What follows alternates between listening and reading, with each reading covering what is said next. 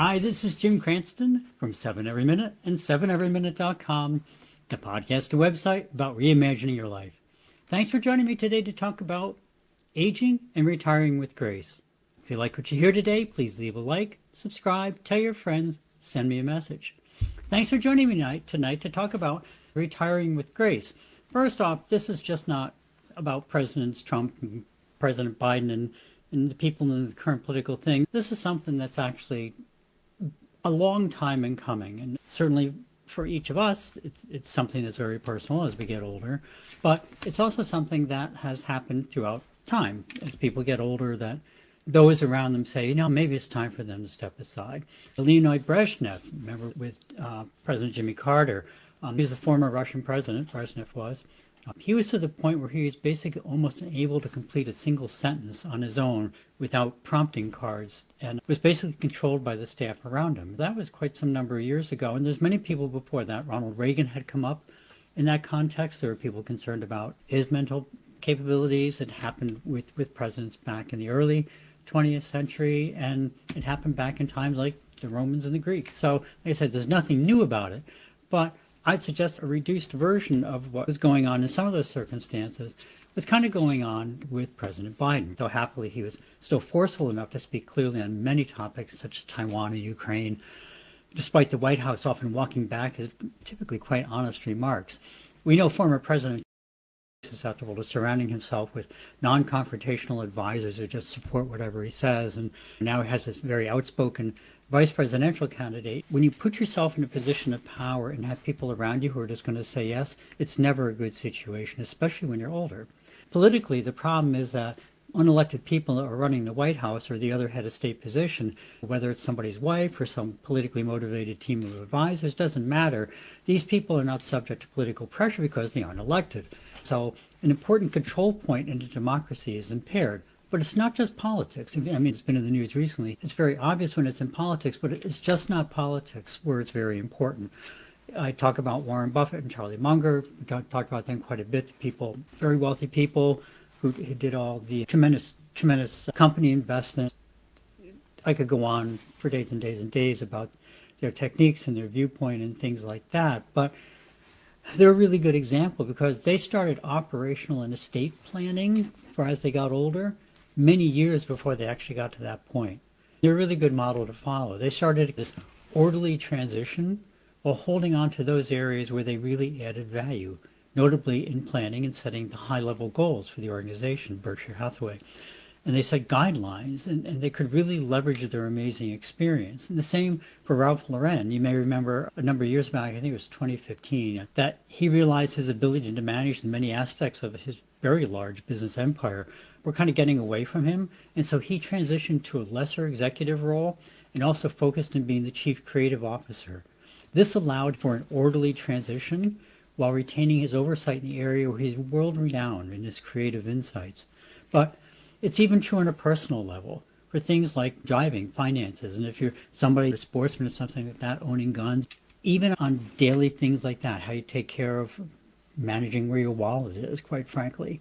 To be clear, slip-ups as we age are often not particularly malicious and not intentional, but I, for one, probably lose my glasses a dozen times a day. But imagine if a retired policeman forgot his gun belt in the restroom. Now that's a real safety issue and a potential felony. The same sort of bad situation if somebody's driving and they forget that they redid the highway intersection and they get in the expressway heading the wrong direction. Both those events have happened. It's not just a matter of inconveniencing things.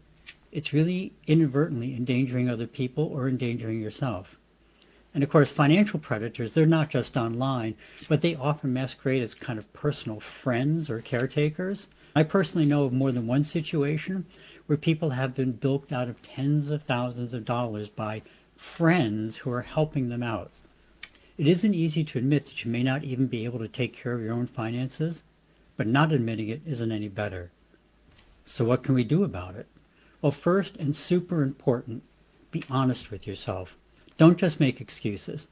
Yes, show yourself grace. We all have good days and bad days. But if something concerning happens a few times, write it down on the calendar or keep a little booklet of it. I use the calendar. because it's always there. I have all my old calendars, and I use it for all sorts of things that I want to keep track of because it automatically gives it the date if you write it. And I have a great big calendar. It's called Monster Grid Calendar, and the name pretty much describes it all. But secondly, stay aware of possible changes in yourself and talk with your doctor and get tested. Treatment for mental decline is more effective, just like most treatments, if it started earlier. And very often, it isn't even a permanent mental decline at all. Maybe you just feel like you're just a mental wreck. What's going on? It could be because of an infection. UTIs, particularly as you get older, they're always good for making an older person seem absolutely crazy and totally out of it. But it turns out a lot of infections will cause the same sort of symptoms. If you see a lot of changes all of a sudden, things just aren't making sense, go to the doctor, get tested, see if something's wrong. It could be something as simple as having an infection. Third, remove stress from your life. We've talked about it before, but excess stress releases lots of these emergency response hormones, which get your body all revved up, the whole fight or flight and all that, but they're really focused on your short-term survival. Those same changes aren't necessarily good when they happen constantly. Long-term stress has numerous physiological and mental costs and can easily take years off your life while also significantly reducing your quality of life. The best antidote for stress is to find a place where you can be peaceful. Maybe standing across from the park while the free concert happens on a Saturday afternoon is enough to ground you back and get you into a peaceful state. Peace is very personal, and it's very different for everybody. You should try and find a place where you can put the stress aside and just find peace in your life. And don't just do it for a minute. Do it for 10 minutes, half hour. Spend the afternoon, spend the morning. Get up early, listen to the birds, whatever it takes for you to find peace in your life, because that has very healing effects on you in many different ways. And there are more little changes and tweaks that you might be able to try and make. Things like change your responsibilities if possible. Let your spouse or your accountant or your kids or a trust pay your recurring bills so you don't have to be concerned about them. Just instead of worrying, what day of the week it is and looking to make sure you paid stuff, have it just happen automatically if you're able to. And this one is just super important. Talk to people, real people. Online is better than nothing, but just sitting and talking to people. We used to have a little restaurant near where I live, and unfortunately it closed during the pandemic. They just couldn't get people to work anymore. They never found enough people to keep it open after that. But they used to have a couple of regular groups that would meet there. They were called Romeos, which is retired old men eating out. They would go out and they just get together once a week, go have breakfast, or they go for lunch. Different groups would go in and do it because I knew people that worked there. They were just getting out and having personal conversations with people. Try and have meaningful conversations that make you think. Remember last week's topic of respectful discussions? Well, if you can have a deep discussion with someone about a topic of interest to you, or actually ideally both of you, whether it's a current subject or something from your past, even if you respectfully disagree on some of the details, it'll activate many areas of your brain and help you to stay connected and interested in life. Here's a fun one. Think about getting a pet. Having something to care for, it shifts your focus from yourself to outside of yourself. Makes a huge difference. Of course, get something appropriate to your abilities. If you can't easily walk, a large dog's probably not a good choice, but an older cat that just wants to be near you all day and night might be just a ticket to make you feel like there's somebody there, somebody can talk to. They always sit and listen. And it's just something, again, to bring you outside of yourself, much like conversation with other people, talking to a pet, or doing anything outside yourself. Do things to help yourself with daily tasks, using lists, notes, routines. Do whatever it takes to make your life easier. This isn't some game where you get points or trying to act like you're 21. This is trying to get your life cleared of things that aren't necessarily important on your daily activities. They may be important to take care of overall, but they don't have to be an important thing in your part of your life. And freeing up your life to focus on the things where you can add value to other people's lives and you can bring pleasure into your life. Now, I have finally admitted that I won't remember somebody's name or a quick idea if I don't immediately write it down. I might remember the name tomorrow morning. I'll say, that's that person's name, but not later in that same conversation. So I now keep small Post-its. I always use the little ones. Friends of mine tease me about how small I write, but I keep Post-its laying around the whole house. And if something comes up, I just jot it right down, because I'd rather remember somebody's name than trying to prove to myself that I'm still a young person. Another big one, that helps a lot with aging is to be proactive with your health and physical condition.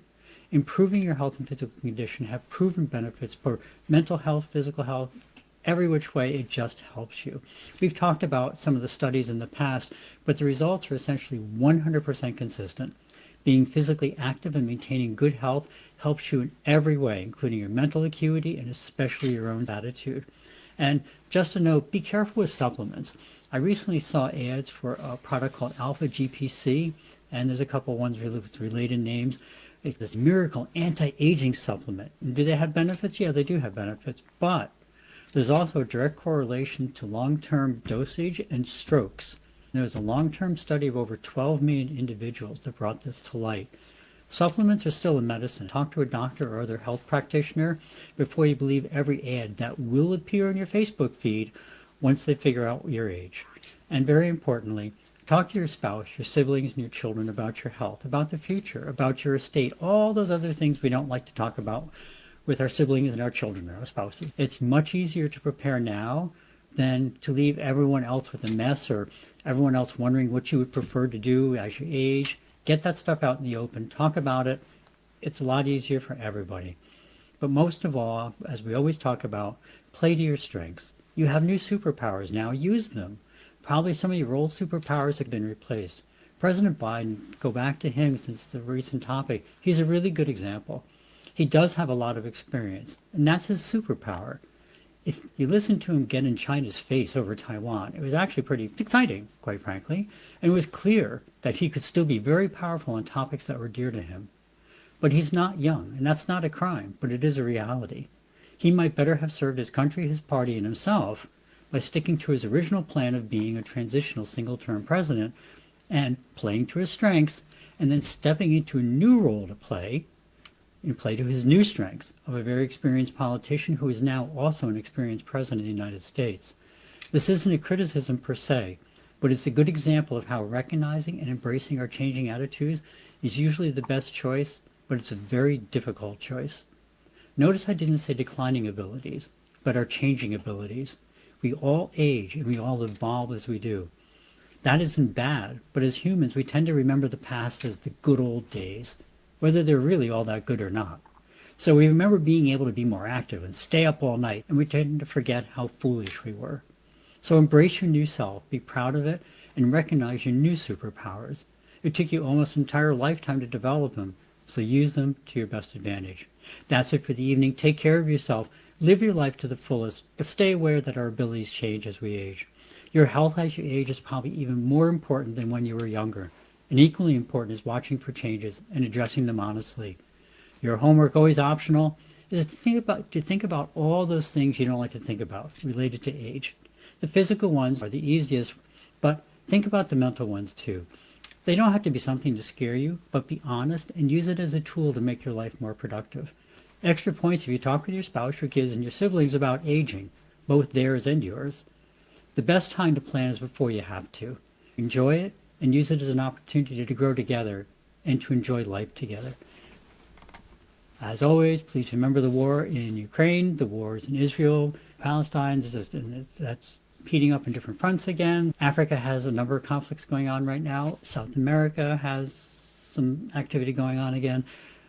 There's a lot of stuff going on in the world. If you can and you're able, I have a site, ukr7.com, that has some links, and worldcentralkitchen.org. They work throughout the world, disaster areas, they bring food and get people put back together. And any of these we often talk about, if you can donate, that's great. If you want to donate locally, that's great. If you can't donate or just don't want to, still try and think outside of yourself. Even a smile can change somebody's day and make the world a better place. So that's it. And if you can and you're able, check it out, ukr7.com, wck.org. Just make somebody's day a little bit better. As always, thank you for stopping by. If you found something interesting or useful, please pass it along, and please subscribe and hit that like button. And if not, please drop me a comment as to what you'd like to hear. Have a great week. Remember to live the life that you dreamed of, because that's the path to true contentment. Love and encouragement to everyone. See you next week on 7 Every Minute and 7everyminute.com. Thank you.